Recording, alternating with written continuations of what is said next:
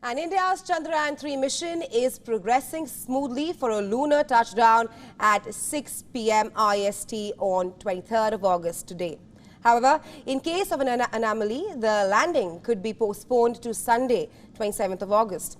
For more on this, a senior correspondent, Siddharth MP, spoke to Dr Annadurai, the former ISRO scientist who earned the moniker Moon Man of India. Take a look. To tell us about the intricacies of lunar landing and what it takes, we are joined by the Moon Man of India, Dr Mylswamy Annadurai, the former director of ISRO Satellite Center. So kindly tell us, before landing, before giving the go-ahead command, what are the parameters that ISRO checks over several hours? Yeah, to put it in a nutshell, you would have seen the good number of launches. So each one has, depending upon the launch specific, 38 hours or 46 hours countdown. During the countdown, I think the host of parameters being checked and the good amount of software upload and verify that software is okay. I think this verification is happening there. And ground systems also are ready for launch being checked. Onboard system also checked. I think something similar happens here, whether the landers' hardwares are okay. Software uplink is perfectly okay, and the ground systems also ready to receive the signal. In case of any anomaly, also other system also ready or okay, alternate system also. I think this checks being done. If everything is clear, I think then go will be given, like what is happening for the launch system. Similar thing for the lander also. Okay. So sir, this almost 20-minute process of lunar landing from this parking orbit, final parking orbit, to touching down is completely autonomous. Tell us about this. Yeah, the autonomous means I think the required commandings, what sort of action the lander has to do each and every instant, time versus this position, this thrust to get this much velocity, and while doing that you will be away from the surface this much. When that's happening, what is the expected scenario? I think these are all even embedded in the onboard software. So each and every second, this is when it's going, whether it's going like that as planned will be keep verified. If it is, I think it's trying to correct it. Why it is not there? Is the throttleable engine a problem? Is it a sensing is a problem? Is the onboard computers a problem? This sort of a verification is being done. Then it corrects it and gets into a normal track. So that way, the track correction is done almost instantaneously. And the required software is embedded on the system. So that is going, reducing the speed, accordingly coming down, then taking proper orientation to go down and looking for the hazard-free zone and landing. If hazard is there, trying to move and trying to land. I think everything is already, program is given. I think as per the program it will go. In case of non-nominal, what to be done also, instruction is in a place.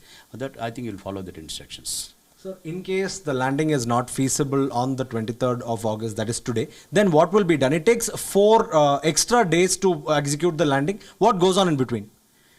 Yeah, but first of all, there is some delay has come in. That means there is some problem. So that problem has to be attended to that. The one is, it is not only the symptom, you have to make sure that there is no other symptoms, whatever happened, it is not happening there, point one. Point two is, now the ESA plan A, you have targeted one place, that the target may not come for the next season by the next day point of view. So your orbit and the geometry point of view, you have to align that such that from starting to end, hazard-free zone is available. Okay, that zone for the an alternate site or this site point of view, I think has to be reworked and get back. So the 4 days is the enough time for this mission is concerned. Thank you, sir. That was Dr. M. Annadurai telling us about the intricacies of Chandrayaan's landing and how this rover and lander have been autonomously programmed to execute their job almost completely autonomously and land safely on the lunar surface. With video journalist Chandrasekhar from Bengaluru, Siddharth MP, WION World is One. And we're still on with the story. Just a few hours are remaining for Chandrayaan-3's historic landing on the moon. But will it be an easy task for ISRO to conduct the touchdown on the lunar surface? We tell you what exactly is a soft landing and why it's so important for the mission. Take a look. Let's take a look at how Chandrayaan-3 will reach the moon.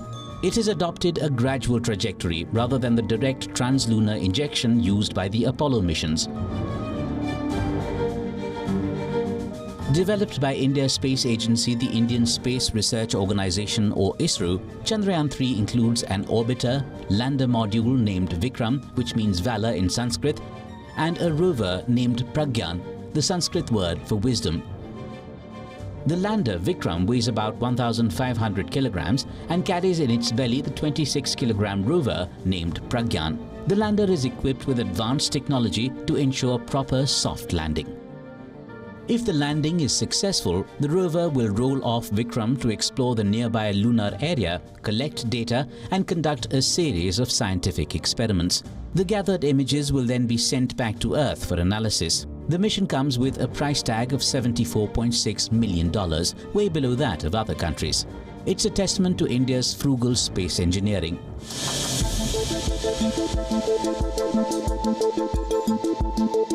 The term soft landing is frequently used when it comes to space exploration. What is a soft landing? And what does it take to soft land on the moon?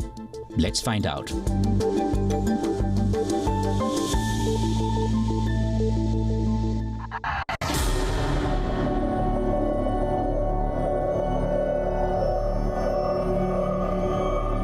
A soft landing refers to a successful landing of a spacecraft without it suffering any significant damage to either itself or its payload. So a soft landing goes like this.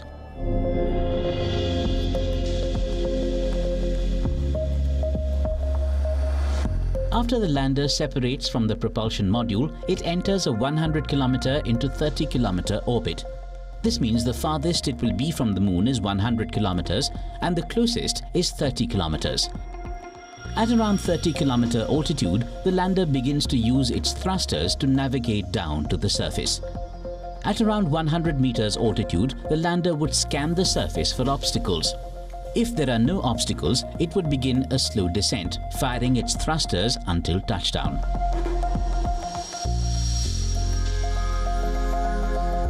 In contrast to that, a hard landing often results in considerable damage to the landing vehicle and may render the mission a failure owing to damage of scientific instruments and equipment.